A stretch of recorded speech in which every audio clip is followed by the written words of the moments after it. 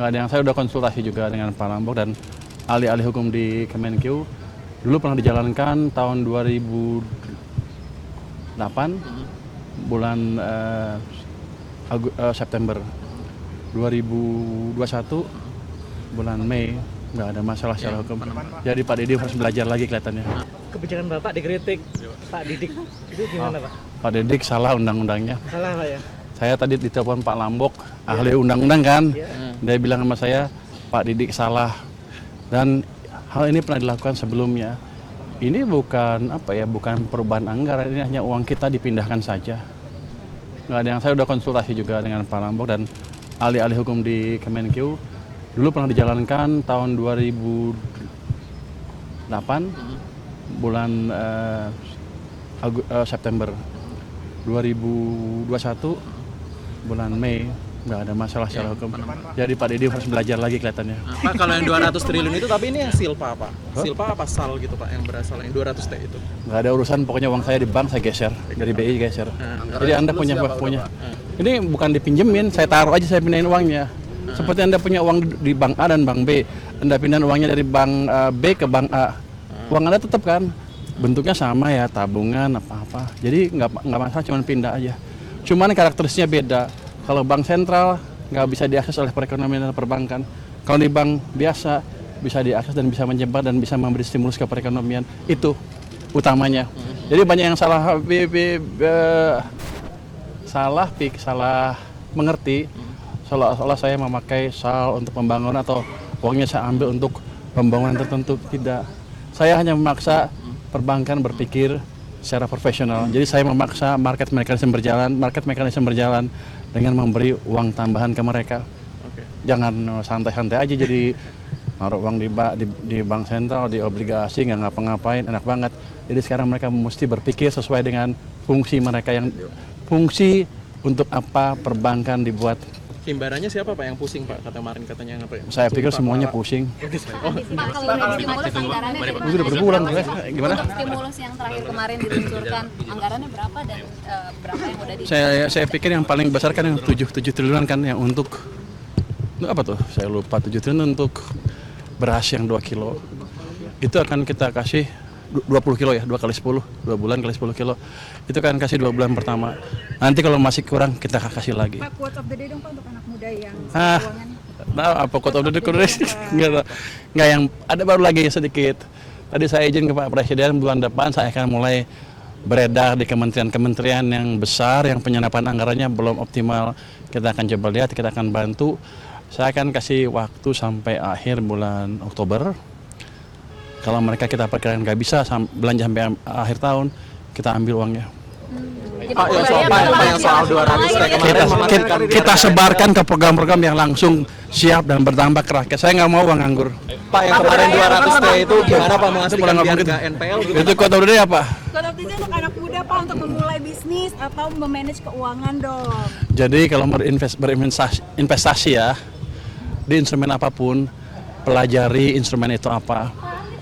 Jangan ikut-ikutan orang, jangan FOMO fear of missing out.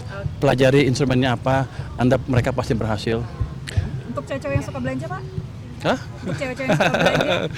Belanja nggak apa-apa, belanja mau yang mahal, mau yang murah, tapi sesuaikan dengan kantong Anda sendiri. Jangan ngutang. Pak Purbaya, strategi Bapak itu dianggap sebagai dibandingin sama pemain sepak bola tuh kayak strategi menyerang gitu Pak, dibandingkan dengan Bu Sri Mulyani yang ofensif. Itu ada tanggapan? Ya defensif, sorry.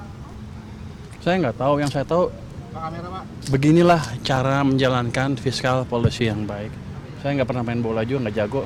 Mungkin kalau main saya ketinggalan terus, udah tua, nggak bisa. Tapi basically itu pada dasarnya itu. Ilmu fiskal yang wajar seperti ini. Ketika Anda punya, Anda sudah anggarkan, habisin. Kalau nggak berani ngabisin, jangan didesain, jangan direncanakan. Itu aja.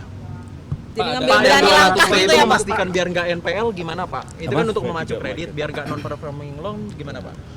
Kan perbankan cukup pinter harusnya. Kalau mereka kasih pinjaman nggak hati-hati, jadi NPL, ya harusnya mereka dipecat. Tapi Pak, masalahnya kan sekarang katanya demand-nya yang lagi rendah.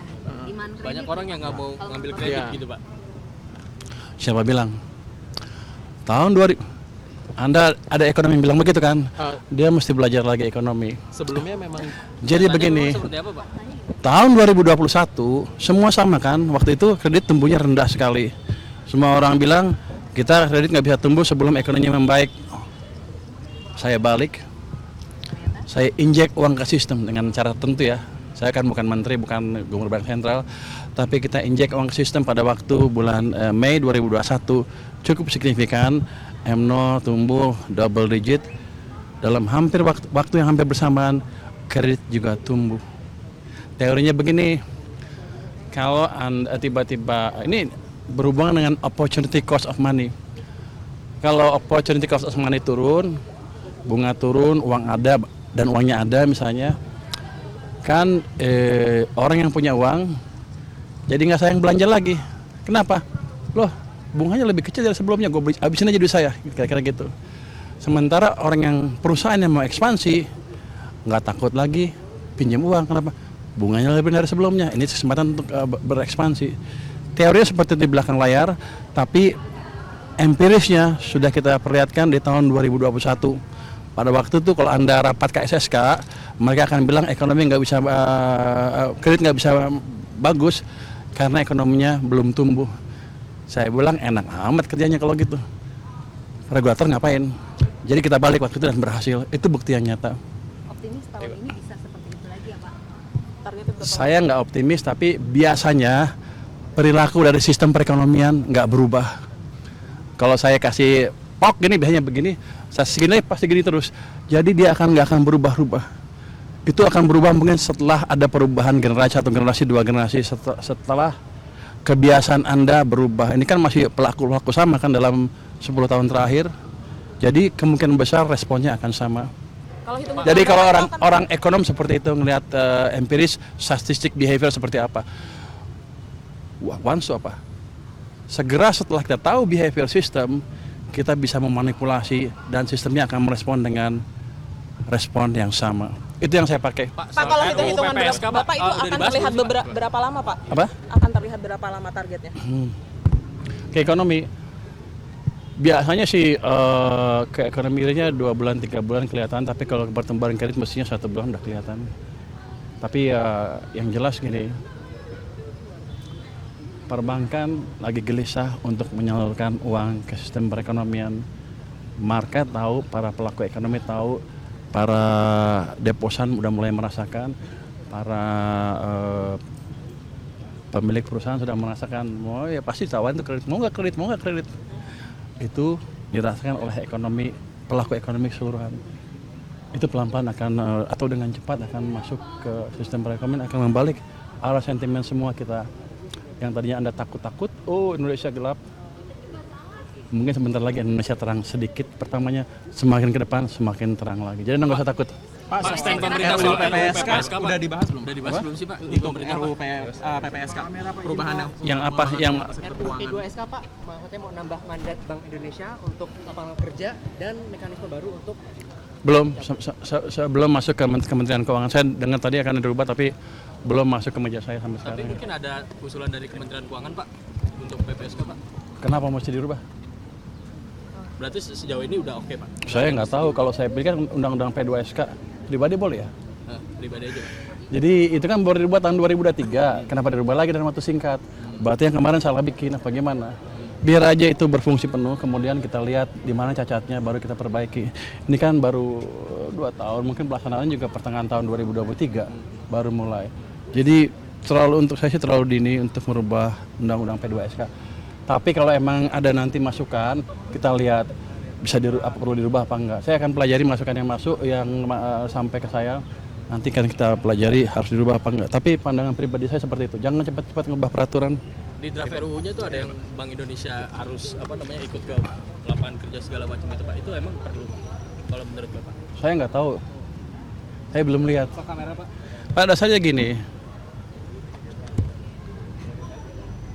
Kalau di Amerika kan 3, stability, price stability, unemployment kan lapangan kerja, dan growth kan.